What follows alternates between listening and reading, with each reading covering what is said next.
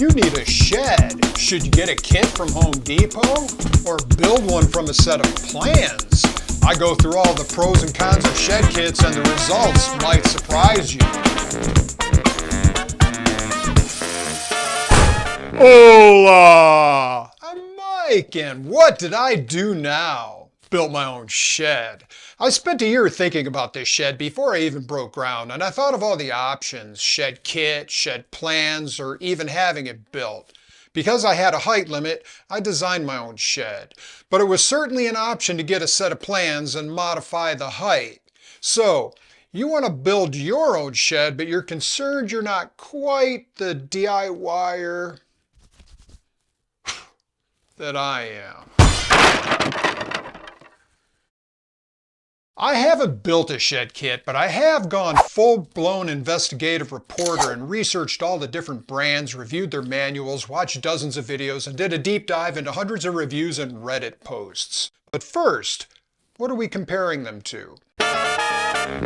You can buy shed plans off the internet for 25 or 30 bucks. iCreatables is one I had my eye on. They have great support videos. Sites that have both paid and free versions of plans is much preferred because it helps you decide if it suits your needs before you buy the complete instructions. If you search hard enough, you will find several sites that offer shed plans completely for free. Shed plans aren't rocket science, but don't cheap out here.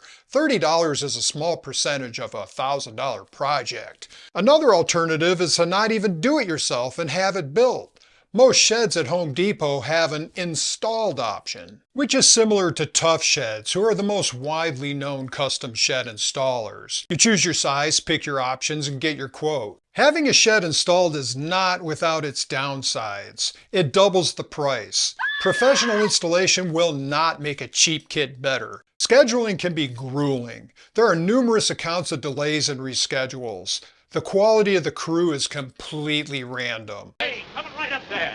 Hop on that girder and get up to work. Hurry up, lame brain. Hey! Tough Shed promotes its reputation as the shed builder, but reviews show otherwise. They will charge you a hefty restocking fee for canceling, which might sound fair, except the biggest reason for people canceling is due to Tough Shed continually delaying and rescheduling the project. If you go with Tough Shed, research the quality of the local franchises. Some are better than others.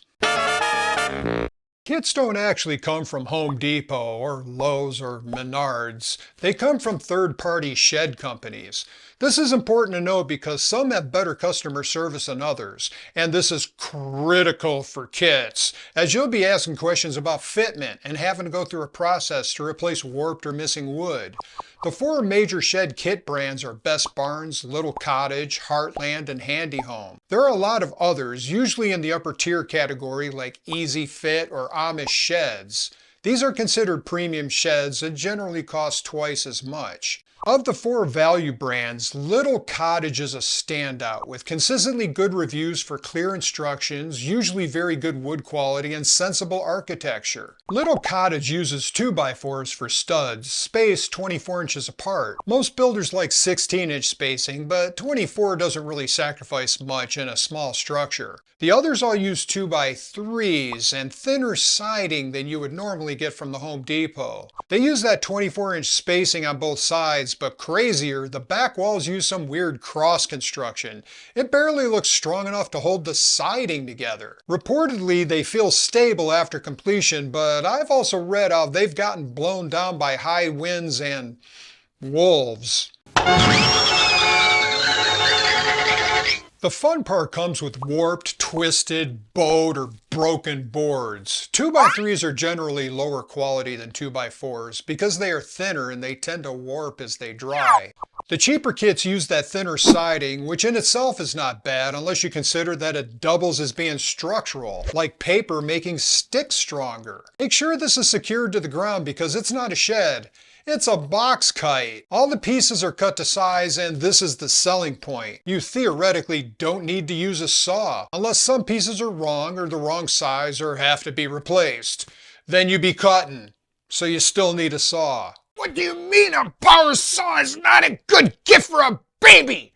However, there's a downside to this too. You have to have strong organizational skills. When you unpackage these kits, you have to sort all of the parts, much like dumping out all the pieces of a Lego model of the Millennium Falcon. The unwieldy amount of specific pieces becomes an even bigger problem combined with the many complaints of overly complicated instructions. This example from Heartland is a manual I uncovered.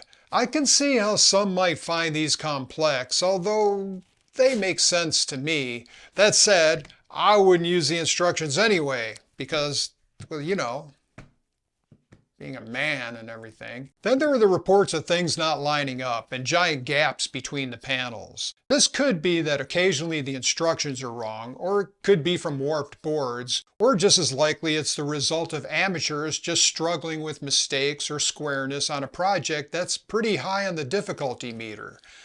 But is the pain worth it? Are these sheds a turnkey solution?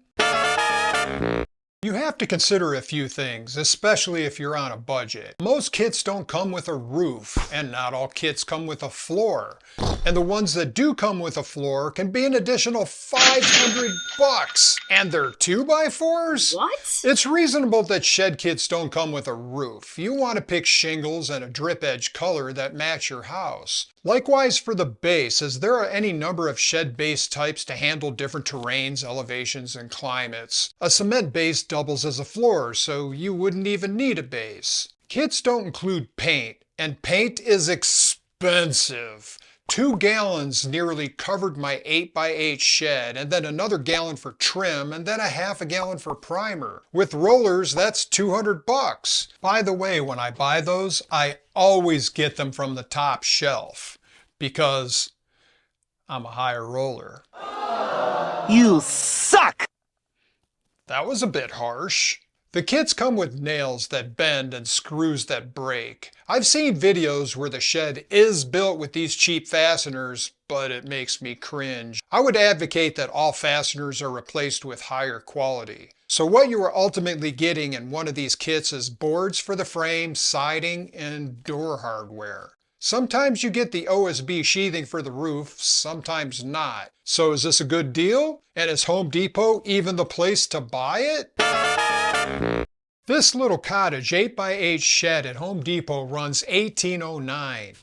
Good deal? Remember, Home Depot is nothing but a reseller. You gotta shop around. Lowe's has the exact same shed for $15.69. That's a $240 difference. That'll pay for the roof that's not included. So is Lowe's the place to go? Well, wait. Sheds for Less has that shed at the same price, but they have free shipping. Lowe's is going to charge you $80. That savings will just about cover a Craftsman drill and impact driver to put it all together. And Lowe's isn't even a good price. This 10x12 shed is the same price as Home Depot, while Sheds for Less has it for $440 less. With that savings, you can buy Fantastic Four number 48 that has the first appearance of Silver Surfer and Galactus. But don't necessarily even buy from Sheds for Less. I'm pretty sure it's the lowest price, but when it comes to resellers, customer service is key.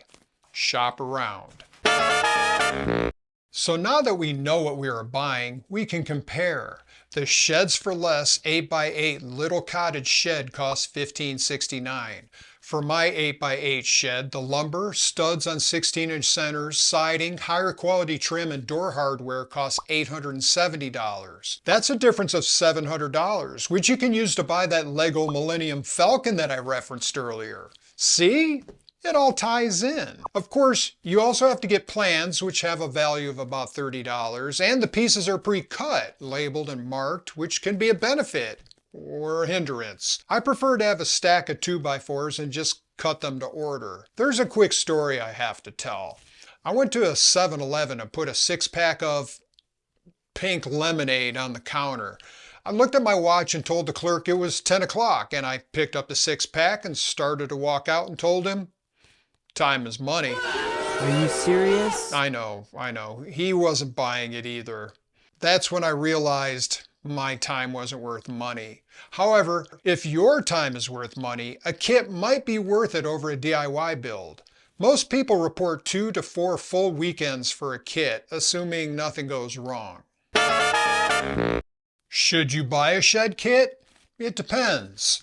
This Venn diagram represents each criteria you should consider. Building skill, meaning you can read plans, square walls and floors, frame a roof, fix mistakes without starting over. DIY tolerance, meaning you are willing to measure, remeasure, and redo, comfortable with sourcing materials, flexibility with time, and calm when things go sideways. Tight budget, money is a factor. If you live here in the center, a shed kit would just be frustrating. If you live here, shed kits don't make much financial sense. This is where kits shine. You can build but don't want hassle, or you're patient but need guardrails. You'll need a shed kit, and you'll probably be one of the users to leave a bad review. You're going to be frustrated either way, so pick your poison. Have a budget but no patience or skill? Hire someone to build it and go back to watching TV. You're not seriously considering a shed, are you? For most people with basic tools and patience, plans make more sense than kits. But there are times when kits make sense, especially if you stick with a little cottage kit. Which did I do? None of these. I decided to design it myself in SketchUp. I had already used SketchUp to recreate my garage attic in preparation for the insulation and flooring. There were things I wanted that were not in off-the-shelf designs. A single door, double windows on the corner, and a bigger overhang for the roof. And of course, maintaining the HOA imposed height restriction. Let me know in the comments if you want me to do a tutorial on SketchUp, or just leave a comment because it helps the algorithm. And don't forget to like it. Before you build your shed or even have it built, you need a place to build it. Watch my video on deciding on a shed base. Okay, I've got a Millennium Falcon to build. Good video. It's even better when you have shine to go along with it.